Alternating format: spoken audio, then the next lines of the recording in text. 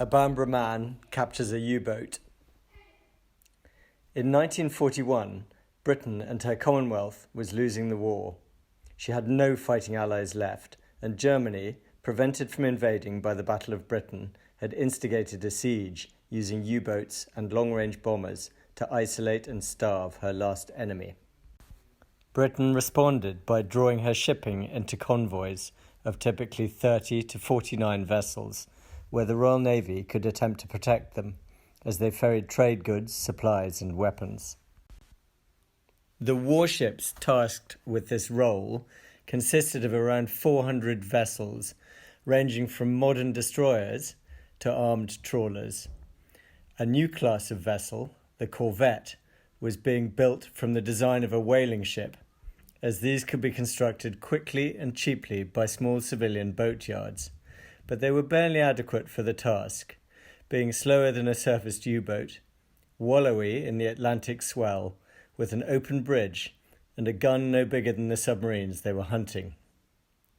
Many vessels had no radar to detect surfaced U-boats, although they had ASDIC or sonar, which allowed a skilled team to pinpoint a submerged one. Their main weapon against submerged U-boats was the depth charge, which was set to explode at a specific depth and then rolled from the back of the escort vessel. Strategic planning was as patchy as the equipment. No provision had been made for commerce protection prior to the outbreak of war, with anti-submarine duties very much the Cinderella of Navy specialisms. Shipping losses far exceeded replacement at 300,000 tonnes per month, not to mention the killing of experienced seamen and the destruction of cargo. May 1941 was the month when outward-bound convoy 318 set out from Liverpool and other British ports. 38 ships carrying all types of cargo, from vehicles to binder twine to Scotch whisky. They were arranged in 9 columns, stretching 8 kilometres in width, with 1,600 metres front to back. At a mid-Atlantic rendezvous on the 7th of May, they met the 3rd Escort Group, whose job it was to protect them from attack until the convoy was considered a safe distance from the U-boat bases in Bordeaux. On the bridge of his destroyer, HMS Bulldog, was Captain Joe, from where he commanded his little fleet of 3 destroyers, Bulldog, Amazon and Broadway, 3 corvettes, Aubretia, Hollyhock and Nigella, and 3 armed trawlers, Daneman, St. Apollo and Angle, which he disposed around the convoy. Joe Baker Cresswell was the son of a wealthy Northumberland family, born in London on the day most of his family were watching the funeral procession of Queen Victoria. He had been at sea since his teens and was a consummate professional who, in time for his date with destiny, was at the top of his game, as was the 3rd Escort Group, whose level of training and efficiency was described as first class. Product of a notably bad marriage, and with his brother probably having committed suicide in 1920, he was a man of few words and not a man to betray much emotion. Underneath Joe and his ships plodding westward at 8 knots was a patrol line of half a dozen U-boats intent on the destruction of the convoy. U-110, a new 1,000-ton Type 9 boat, was commanded by 28-year-old Captain Lieutenant Fritz Julius Lemp, a good-humoured man and a competent commander who nonetheless had achieved notoriety in 1939 by torpedoing the passenger liner Athenia with the loss of 112 passengers and crew. 20-year-old Sub-Lieutenant David Baum was on the bridge of HMS Bulldog as navigator and gunnery officer. This is his account. Suddenly at noon on 9th of May, 2 ships were hit by torpedoes and we went to action stations. We turned the convoy 45 degrees away from the attack and Bulldog went full speed to the likely position of the U-boat. The corvette Aubretia, on the side of the attack, gained contact with the U-boat and attacked with depth charges. The U-boat surfaced 400 yards from us and we opened fire with every gun. The noise was deafening, especially from our Lewis machine guns, which were being fired from the bridge over our heads by anyone who could pick them up. However, it was undoubtedly the noise of all the shells and bullets hitting the U-boat which caused the German crew to panic, all jumping overboard as fast as they could without successfully scuttling the U-boat. So, at lunchtime, this was the scene presented to the escort group commander through the window of Bulldog's bridge, which had been cracked by the firing of his own 4.7-inch guns. The metal deck around his feet was scattered with spent cartridge cases from the Lewis guns, which were still firing. 2 sinking merchant ships, a surfaced U-boat, its crew tumbling onto the deck and into the water, Aubretia and Bulldog firing, and Broadway on a ramming course with the U-boat. And this was the moment when Captain Joe earned his salt by deciding that a capture might be possible. Broadway was called off its ramming mission, but dropped a single depth charge under the U-boat and caught it a glancing blow, which caused the submarine's hydroplane to rip open the destroyer's forward oil tank, covering the surface of the water with oil. To continue with David Barham's account, thus the order went out, away armed boating party. The captain ordered me to take the boarding party and get what I could out of the U-boat. A submarine in a calm sea is a difficult ship to board, as it is so bulbous, but in rough seas it is even more difficult. My bowman jumped onto the U-boat with the painter, and I walked up to the bow, over the oarsman, and so aboard, and then got my revolver out of its holster.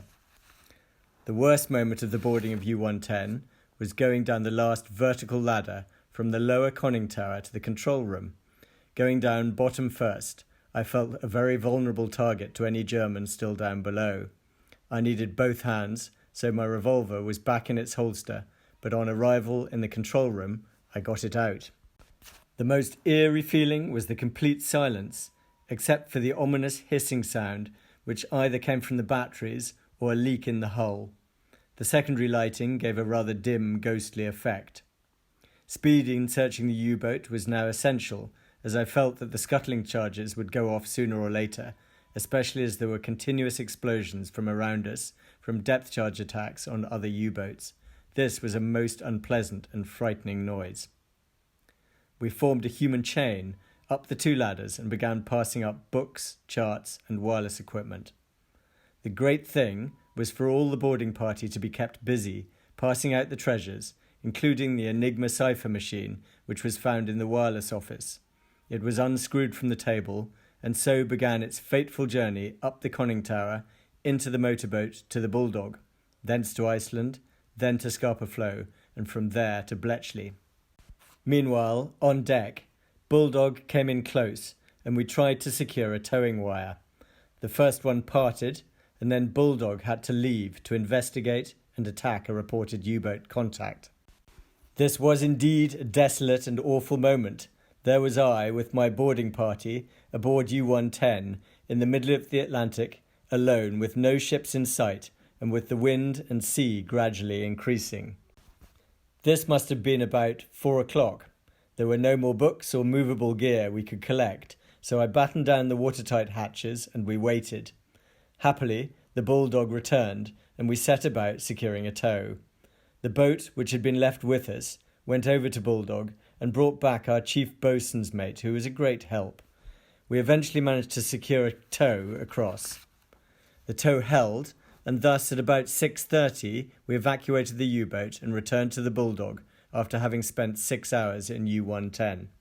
Aubretia had taken on board the survivors of Esmond and now the rescued U-boat crew. One German petty officer spat in the face of a British sailor as he was being helped up the side of Aubretia and was pushed back into the Atlantic until he remembered his manners. The survivors were hustled below by the crew of Aubretia to join the crew from Esmond, and none saw their boat boarded. Captain Lemp was last seen attempting to swim back to U-110, having appreciated that the scuttling charges had not been set. He was one of 14 German sailors who lost their lives. Triumphal entry into port towing his prize was not meant to be for Joe. In a strengthening swell, at 11 o'clock the next morning, the U-boat began to sink, and with her bow standing vertically out of the water, the tow wire was cut. Bulldog refuelled at Reykjavik on the night of the 10th and set out for Scapa Flow loaded with prisoners and the precious cargo of documents and equipment filling 2 packing cases. This included the Enigma coding machine with its plug board connected up and its rotors set, Lemp's Ritterkreuz, later returned to his sister by my grandfather, 6 sextants, a signed photo from Gross Admiral Dönitz, now in my father's downstairs loo, the key for the German Dolphin, that is naval code, for April and June, a book containing short signal code, Kriegsmarine grid charts, charts showing safe passage through German minefields in the North Sea, and much else. Joe Baker Cresswell received a DSO, the King commenting that the operation was perhaps the single most important event in the whole war at sea. In basic terms, it meant that we could decrypt the German naval codes in a critical period in real time and plot the U-boat patrol lines using the captured grid charts. Shipping losses dropped from 325,000 tonnes to 94,000 tonnes in July. Joe's pocketbook records 9th of May, 1245, captured U-110. 16th of May, fishing with Aitken, 3 pounds sea trout. The final words to the redoubtable David Baum, who said with admirable economy, an unforgettable day which had far-reaching consequences. Joe lived the last 30 years of his life at Budle Hall, 1 mile west of Bamburgh.